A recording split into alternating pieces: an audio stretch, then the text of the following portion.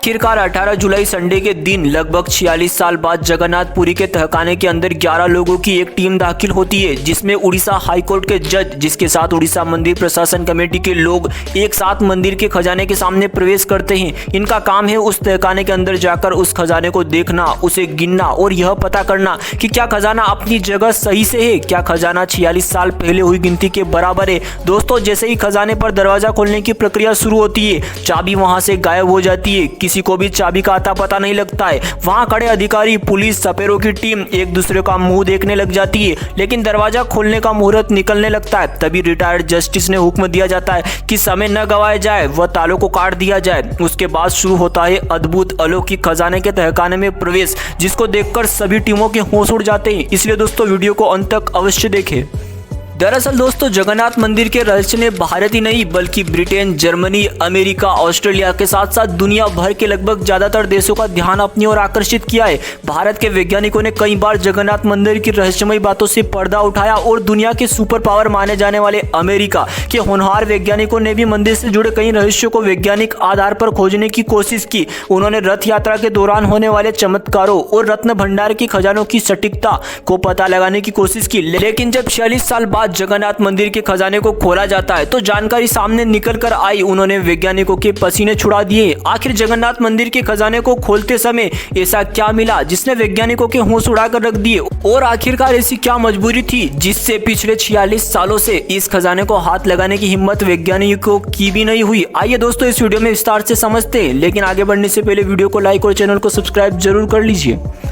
आखिर तहखाना क्यों खुलता है? हालांकि ये भी बड़ी रहस्यमयी चीज है। 1960 में एक श्री मंदिर एक्ट बनाया गया था, इसे जगन्नाथपुरी के इसी तहखाने को लेकर, इसी रत्न भंडार को लेकर, और इसमें तब तय हुआ कि 1960 में श्री मंदिर एक्ट के तहत एक कानून बना जिसमें लिखा था कि हर 3 साल में इस मंदिर के इस खजाने की गिनती होगी, तहखाना खुलेगा, उसकी देखभाल होगी, अगर मरम्मत की जरूरत पड़ी तो एएसआई के जरिए वो भी होगी। हर छोटे से बड़े जितने भी आभूषण है उनकी इन्वेंट्री दर्ज कराई जाएगी और बाद में मंदिर के दरवाजे को उसी तरीके से बंद कर दिया जाएगा और 3 साल बाद फिर इसकी गिनती होगी, पुरानी गिनती से उसका मिलान होगा। 1960 का ये एक्ट, ये श्री मंदिर का एक्ट कहता है कि कानून बनाया गया कि 3-3 सालों में खुलना था, लेकिन 1960 के बाद पहली बार खुला 28 साल के बाद, यानी 78 में जब गिनती हुई, उसके बाद अब 46 और उसके बाद अब 46 साल बाद। तो ये भी अपने आप में क्यों नहीं इस तहखाने को खोला जाता है दोस्तों, इसके बारे में भी अजीबोगरीब तर्क दिए जाते हैं। उड़ीसा के पुरी शहर में स्थित जगन्नाथ मंदिर को भगवान विष्णु का निवास स्थान माना जाता है। तो ये और जगन्नाथ मंदिर 4 धाम की पवित्र तीर्थ यात्राओं में से एक है,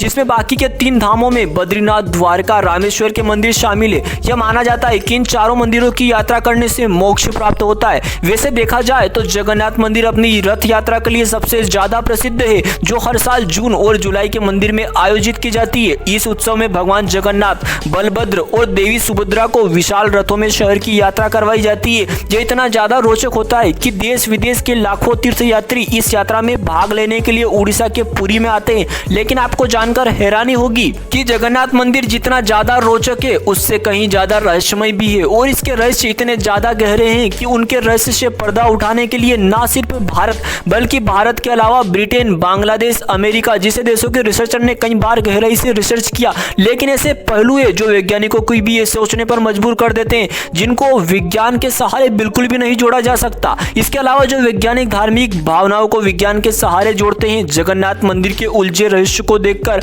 उनकी भी बोलती बंद हो गई। हद तो तब हो गई जब हाल ही में जगन्नाथ मंदिर के तहखाने में रखे गए रत्न भंडार के खजाने को 46 साल बाद खोला गया। कई वैज्ञानिकों के द्वारा यह बताया जाता है कि जहां पर यह रत्न भंडार रखा गया उसके अंदर कई रहस्यमयी गुफाएं मौजूद है, इसलिए इसकी जांच करने के लिए पुरी के राजा की तरफ से आधुनिक हथियार और मशीनों का उपयोग करने की अनुमति दी गई है, ताकि इन गुफाओं की जांच करने व उनकी रहस्यमयी बातों का खुलासा किया जा सके। आपको बता दें कि इस रत्न भंडार को जगन्नाथ मंदिर के अंदर जिस तहखाने के अंदर रखा गया है, उसकी बाहरी दरवाजे को 14 जुलाई को खोला गया और कुछ दिन पहले 18 जुलाई को उसके आंतरिक दरवाजे को भी खोला लिया गया। फिलहाल रत्न भंडार के दरवाजे की जो चाबियां थी वहां नहीं मिल पाई, जिसके कारण कारण रत्न भंडार को निकालने के लिए दरवाजे के तालों को आधुनिक हथियारों का उपयोग करते हुए तोड़ा गया। जब आंतरिक दरवाजे को खोला जा रहा था उसी समय रहस्यमय घटना होने की बात कही जा रही है और बताया जा रहा है कि उस समय रत्न भंडार के आखिरी दरवाजे को खोलते समय ऊपर से एक पत्थर गिरे, जिसके कारण रत्न भंडार की जो दीवार है उस पर दरारें आ गई। हालांकि किसी न किसी तरीके से आखिरी दरवाजे का भी ताला तोड़ा गया, जिसके बाद सभी लोग रत्न भंडार तक पहुंच गए। आपको बता दें कि रत्न भंडार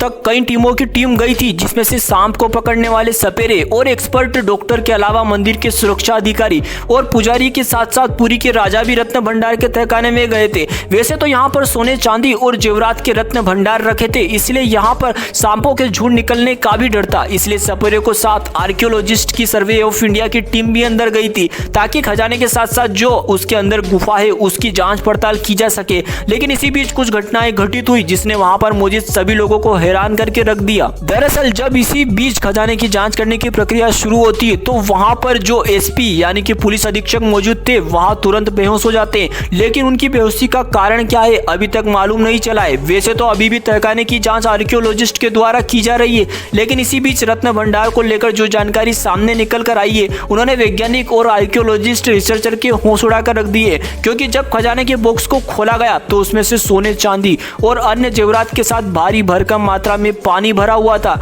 लेकिन अब यहाँ पर सभी को यही बात हैरान कर रही थी कि आखिरकार बॉक्स में पानी कहां से आया। जबकि देखा जाए तो जिस तहखाने में जगन्नाथ मंदिर के रत्न भंडार रखे थे वह तहखाना पूरी तरह से सुरक्षित है और वहां पर बॉक्स में पानी आने की उम्मीद कहीं भी नहीं है। हालांकि आर्कियोलॉजिस्ट के द्वारा अभी भी इस पर खोज जारी है, आखिरकार बॉक्स के अंदर रखे रत्न भंडार में पानी कहां से आया, जबकि बॉक्स में पानी आने का कोई जरिया वहां दिखाई नहीं देता है। वैसे आपको बता दें कि एक पौराणिक कथा है जो काफी ज्यादा प्रचलित है। कहा जाता है कि हजारों सैकड़ों साल पहले जब भगवान विष्णु जी श्री कृष्ण का अवतार लेकर धरती पर आए थे तब उन्होंने अपनी बहन सुभद्रा का विवाह राजा अर्जुन से करवाने का वचन समुद्र देवता वरुण को दिया था। लेकिन वरुण ने सहमति नहीं दी, इसलिए भगवान विष्णु ने सुभद्रा और बलभद्र के साथ पुरी में निवास करने का फैसला लिया और उन्हीं की याद में जगन्नाथपुरी का यह मंदिर बनाया गया। और यदि रहस्यों की बात करें तो जगन्नाथ मंदिर के पास समुद्र की हवा दिन में जमीन की ओर रात में समुद्र की ओर बहती है, इसे उल्टी हवा कहा जाता है। इस घटना का कोई वैज्ञानिक स्पष्टीकरण नहीं है जिसे इससे चमत्कार माना जाता है। इसके अलावा जगन्नाथ मंदिर के शिखर पर एक अनंत ज्योति जल रही है। यह ज्योति 1000 सालों से भी अधिक समय से जल रही है और ऐसा कहा जाता है कि यह कभी नहीं बुझेगी। लेकिन सवाल यह उठता है कि आखिरकार 46 सालों तक जगन्नाथ मंदिर के इस रत्न भंडार खजाने को क्यों नहीं खोला गया। आखिर क्यों, क्या मजबूरी आन पड़ी जिसके कारण अब इस खजाने को खोला जा रहा है। इसके लिए आपको बता दें कि रत्न भंडार में सोने चांदी, हीरे, पन्ने, मणिक, पुखराज और अन्य अनगिनत आभूषण और कलाकृतियां रखी गई है। अनुमान है कि इस खजाने का मूल्य खरबों रुपए में हो सकता है, इसलिए सुरक्षा बड़ी एक चिंता थी और साथ ही कई बार कानूनी अड़चनों के कारण इसे अभी तक नहीं खोला गया। और कुछ लोगों का मानना था कि रत्न भंडार खोलने से मंदिर और लोगों के साथ अनहोनी हो सकती है, क्योंकि रत्न भंडार में रखे गए कुछ आभूषण 10वीं शताब्दी की यहाँ की कलाकृतियां न केवल अमूल्य के लिए बल्कि भारतीय इतिहास और संस्कृति के लिए भी महत्वपूर्ण है। यही स्पष्ट है कि रत्न भंडार में रखा गया यह सारा खजाना कहां से आया। वह कुछ का मानना है कि यह भक्तों द्वारा दान दिया गया, वो चढ़ावे के रूप में जमा किया गया। हालांकि दोस्तों अन्य का मानना है कि इसमें राजाओं और रानियों द्वारा दान किए गए खजाने को भी शामिल किया गया था। दोस्तों इस पूरी प्रोसेस का आर्कियोलॉजिस्ट द्वारा जब जांच करी जाएगी तो उसको जनता के सामने लाया जाएगा। तब तक के लिए जय हिंद, जय भारत।